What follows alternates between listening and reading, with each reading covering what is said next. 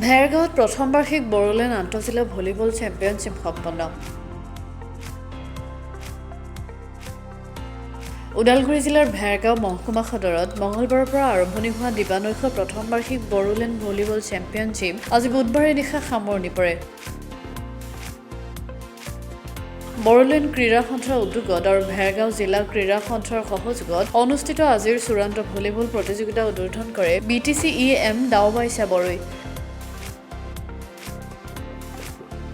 চূড়ান্ত খেলত কোকৰাঝাৰৰ খালবাৰী ক্ৰীড়া সন্থাই পৰাজিত কৰি চেম্পিয়নশ্বিপ পাবলৈ সক্ষম হয়।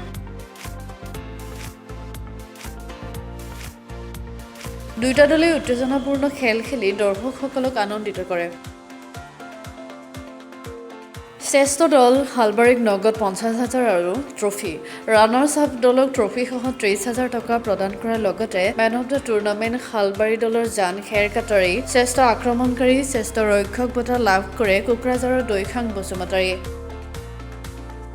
বঁটা প্ৰদান অনুষ্ঠানত বিধায়ক তথা বড়োলেণ্ড ক্ৰীড়া সন্থাৰ সভাপতি লৰেন্স ইছলাৰী, মহকুমাধিপতি ৰিংখাং মুছাহাৰীৰ লগতে ভেৰগাঁও জিলা প্ৰশাসনৰ প্ৰশাসনিক বিষয়া দুৰ্গা কিংকৰ শৰ্মাও উপস্থিত থাকে।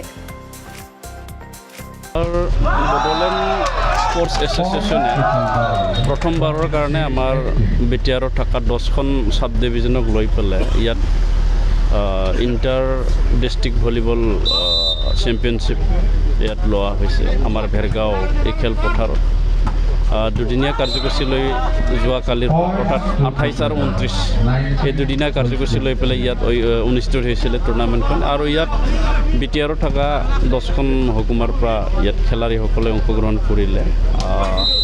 খুবেই ভালে হৈছে আৰু মই সেইটো কাৰণে বড়োলেণ্ড স্পৰ্টছ এছ'চিয়েশ্যন তেখেতসকলক ধন্যবাদ যাচিছোঁ আমাৰ ভেৰগাঁৱত এইখন গেম পতাৰ কাৰণে। আৰু সেইটো তেওঁলোকৰ প্ৰথম এক্টিভিটি হয়, তেখেতসকলৰ প্ৰথম কাৰ্যসূচী হয়। বড়োলেণ্ড স্পৰ্টছ এছ'চিয়েশ্যন গঠন কৰাৰ পিছত ভলীবল টুৰ্ণামেণ্টটো সেইটো প্ৰথম কাৰ্যসূচী। আৰু এই এছ'চিয়েশ্যনে ভৱিষ্যতলৈ বহুত কাম কৰিব। আমাৰ বড়োলেণ্ডত থকা সকলো বিভাগৰ বা সকলো ডিচিপ্লিন বিভিন্ন গেম তেওঁলোকে চাব। আমাৰ বিটিআৰ চৰকাৰৰ পৰা এই এছ'চিয়েশ্যনক আমি যিমানখিনি পাৰোঁ আমি সহায় সহযোগিতা আগবঢ়াই যাম।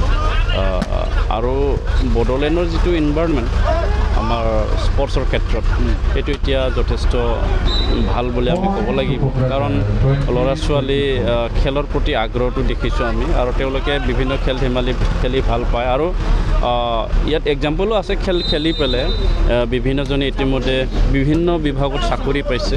গতিকে খেলৰ যোগেদি ভৱিষ্যত আছে। গতিকে আমি আৰু পৰিৱেশ আৰু সুবিধাবিলাক যদি আমি দিব পাৰোঁ ভৱিষ্যতত বড়োলেণ্ডত আকৌ খেলৰ প্ৰতি মানুহৰ বা আমাৰ ল'ৰা ছোৱালীৰ আগ্ৰহ আৰু বেছি আগবাঢ়ি আহিব বুলি মই ভাবোঁ। যুৱ প্ৰজন্মক কি ক'ব আজি এই মুহূৰ্তত? মই যুৱ প্ৰজন্মক সেইটোকে ক'ব বিচাৰিছোঁ, হয়তো 100জনে খেল ভাল নাপাবও পাৰে, কিন্তু কিছুমান যিসকলে খেল খেলি আছে ভালকৈ খেলক। কাৰণ এতিয়া খেলৰ প্ৰতি বা চবে সন্মান জনাইছে। ভাৰতবৰ্ষৰ শিক্ষা নীতিমতে, নতুন শিক্ষা নীতিমতে স্পৰ্টছ কম্পালচৰি ছাবজেক্ট হৈ গৈছে প্ৰতিটো স্কুলত। গতিকে এনআইটো কম্পালচৰি ছাবজেক্ট বনোৱা নাই। গতিকে ইয়াৰ যথেষ্ট ভৱিষ্যত আছে। গতিকে যিসকলে খেলি আছে ভালকৈ খেলক, আৰু কোনোবা যদি বিভিন্ন গেম খেলিব বিচাৰিছে তেওঁলোকে আহিব পাৰে। আৰু খেল খেলিলে বঁটা পোৱাটো ডাঙৰ কথা নহয়। খেল খেলিলে নিজৰ ফিজিকেল লগতে ডিচিপ্লিন সেইখিনি আগবাঢ়ি আহে। আমি বিটিআৰ চৰকাৰো এইখিনি সুযোগ দিয়াৰ কাৰণে আমি প্ৰচেষ্টা অব্যাহত ৰাখিছোঁ। কাৰ মাজত ফাইনেল খেলখন হৈছিল আজি? ফাইনেল এতিয়া আমাৰ বড়োলেণ্ড স্পৰ্টছ এছ'চিয়েশ্যনে আয়োজন কৰা ফাৰ্ষ্ট ভলীবল এই টুৰ্ণামেণ্টত কোকৰাঝাৰ আৰু চালবাৰীৰ মাজত ফাইনেল গেমখন চলি আছে। আজি অন্তিম দিন। এই অন্তিম দিনত ফাইনেল খেলি আছে কোকৰাঝাৰ আৰু শালবাৰী ক্ৰীড়া সন্থাই। খুব ভাল লাগিল যে আমি প্ৰথম আয়োজন কৰিছিলোঁ। ইয়াত যথেষ্ট আমি সঁহাৰি পাইছোঁ, খেলুৱৈসকলৰ পৰা, ৰাইজৰ পৰা যথেষ্ট সঁহাৰি পাইছোঁ। আৰু ভেৰগাঁও ক্ৰীড়া সন্থাকো মই ধন্যবাদ জ্ঞাপন কৰিছোঁ। তেখেতসকলে আমাক সমৰ্থন আগবঢ়ালে, তাৰ বাবে মই তেখেতসকলকো ধন্যবাদ জ্ঞাপন কৰিছোঁ। আমাৰ যি উদ্দেশ্য, সেই উদ্দেশ্যটো হ'ল বড়োলেণ্ড অঞ্চলত যিমান খেলুৱৈ আছে এই খেলুৱৈসকলক গাঁৱৰ পৰা যাতে আমি ওলাই আনিব পাৰোঁ, তেওঁলোকক যাতে আমি এটা প্লেটফৰ্ম দিব পাৰোঁ। যেনেকৈ যোৱা বছৰৰ পৰা অসম চৰকাৰৰ পৰা খেল মহাৰণ যেনেকৈ আয়োজন কৰা হৈছে ঠিক সেইদৰে আমাৰ বড়োলেণ্ড ক্ৰীড়া সন্থায়ো আমি অকল ভলীবল নহয় এই ছিজনত ভলীবল দিছোঁ ফুটবলৰ ছিজনত ফুটবল দিম এথলেটিককে আদি কৰি বিভিন্ন ক্ৰীড়াবিলাকক আমি লৈ পেলাই বড়োলেণ্ড অঞ্চলৰ খেলুৱৈসকলক যাতে আমি উদগনি জনাব পাৰোঁ খেলুৱৈসকলক যাতে আমি এটা ডাঙৰ এটা প্লেটফৰ্ম দিব পাৰোঁ তাৰ কাৰণে আমি চেষ্টা কৰিছোঁ সেইকাৰণে এই চেম্পিয়নশ্বিপত ট্ৰফিৰ লগতে প্ৰথম আমি 50,000 দিছোঁ যিয়ে জিকিব আৰু যিয়ে ৰানাৰ্ছ আপ হ'ব তেওঁক ট্ৰফিৰ লগতে 30,000 টকা দিছোঁ যাতে খেলুৱৈসকলক যাতে উদগনি জনাব পাৰোঁ সেই ধৰণৰ যি প্ৰচেষ্টা এই প্ৰচেষ্টাটো আমি হাতত লৈছোঁ আপোনালোকে জানে যে আমাৰ